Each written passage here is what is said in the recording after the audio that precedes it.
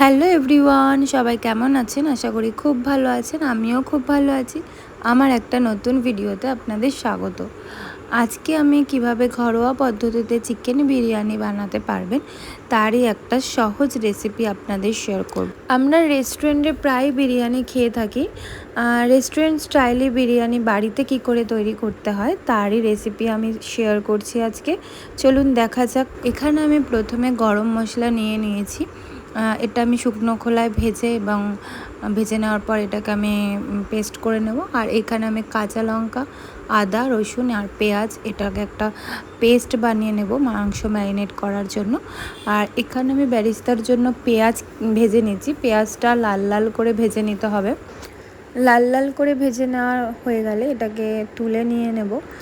এখানে আমি মাংস ম্যারিনেট করার জন্য টক দই ব্যবহার করব। টক দই আমি এখানে 100 গ্রামের মতো নিয়েছি। প্রায় 800 গ্রামের মতো মাংস আছে, তাই তার জন্য আমি 100 গ্রাম টক দই ব্যবহার করব। তারপর পেস্ট করে রাখা আদা, রসুন, পেঁয়াজ আর কাঁচা লঙ্কা বাটাটা দিয়ে দিলাম। আর এখানে আমি বেরেস্তা কিছুটা পরিমাণ হাতে গ্রেট করে দিয়ে দিলাম, তাতে কিনা মাংসের কালারটা ভালো হয়। আর এখানে আমি গোটা গরম মশলা গুঁড়ো, যেটা আমি ভেজে পেস্ট করেছিলাম, সেটা দিলাম। আর এখানে পরিমাণ মতো হলুদ দিয়ে দিলাম। আর কালারের জন্য আমি রেড চিলি পাউডার ইউজ করেছি, আপনারা চাইলে এটাকে অ্যাভয়েড করতে পারেন। আর এখানে আমি একটু ধনে গুঁড়ো আর সবশেষে বিরিয়ানি মশলা আর পরিমাণ মতো একটু লবণ দিয়ে দেব। তারপর এটাকে ভালো করে ম্যারিনেট করার জন্য ভালো করে এটাকে মিক্স করতে হবে। মাংসটা ভালো করে মিক্স করার পর আমি সর্ষের তেল একটু দিয়ে প্রায় আধা ঘন্টা থেকে 1 ঘন্টা আমি এটাকে ম্যারিনেট করার জন্য রেখে দেব। ফ্রিজে আপনারা রাখতে পারেন এবং এমনিও রাখতে পারেন। এখানে আমার ম্যারিনেট করা হয়ে গেছে চিকেনটা। আর এখানে আমি চিকেনটা তৈরি করার জন্য তেল দিয়ে দেবো কড়াইতে তেল গরম হয়ে গেলে তারপর একে একে মাংসটা দিয়ে দেবো। মাংসটা ভালো করে লো স্টিমে ভালো করে আপনাদের রান্না করে নিতে হবে। এটাকে প্রায় গ্রেভি করতে হবে। এখানে আমি চালটা ধুয়ে রেখে দেবো।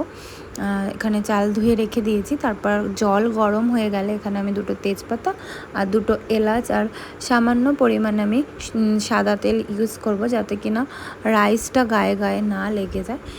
এখন আমি রাইসটা দিয়ে দিচ্ছি। রাইসটা প্রায় 90% হয়ে গেলে এটা আমি তুলে নেব। এখানে আমি রাইসটা তুলে নিয়েছি। আর নিচে আমি ঘি ব্যবহার করেছি, যাতে কিনা নিচে রাইসটা না লেগে যায়। এখানে আমি বিরিয়ানির জন্য একে একে রাইস দিয়ে দিলাম। আর তারপরে আমি চিকেনের গ্রেভিটা, যেটা আমি চিকেন গ্রেভি বানিয়েছিলাম, সেখানে গ্রেভি এবং আমি আলু অ্যাড করেছি, কারণ বাঙালি আর কলকাতার বিরিয়ানি মানে আলু।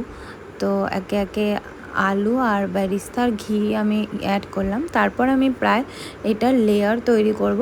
তো পরপর একই স্টেপ ফলো করব, যে তারপর আমি রাইস আর চিকেন, আলু আর দেওয়ার পর আমি লাস্ট স্টেপে, এটা একদম লাস্টের স্টেপ, এখানে আমি ভাত আর চিকেন যতটা ছিল দেওয়ার পর ওপরে একটা রাইসের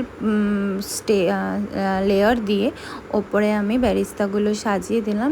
এরপর আমাকে একে একে, এটা আমি কেশর ভিজিয়ে রেখেছিলাম, কেশরটা আমাকে অ্যাড করতে হবে। দুধে ভেজানো আছে কেশরটা দুধে ভেজানোর কারণ হচ্ছে আমি কালার ইউজ করিনি, তার জন্য আমি কেশরটা দিয়েছি, যাতে কিনা বিরিয়ানির একটা ভালো কালার আসে।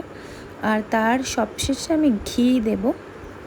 ঘিটা একটু বেশি করে দিতে হবে, যতটুকু আপনারা বানাবেন বিরিয়ানি সেই আন্দাজ মতো আপনারা ঘি ইউজ করবেন। আর তারপরে আমি ভাজা মশলাটা দিয়ে দিলাম, যেটা কিনা আমি আগেই গুঁড়ো করে রেখে। এরপর আমাদের লাস্ট স্টেপে আমরা একটা আটার প্রলেপ বানাবো। আটার প্রলেপ দিয়ে মুখটাকে একদম ভালো করে ঢেকে দেব। ঢাকার পর হাঁড়ির যে ঢাকনা আছে তার দিয়ে আটকে প্রায় আমি আধা ঘন্টা কি 40 মিনিট লো স্টিমে এটাকে গ্যাসের ওপর রেখে দেবো। তারপরেই রেডি হয়ে যাবে আমাদের বিরিয়ানি।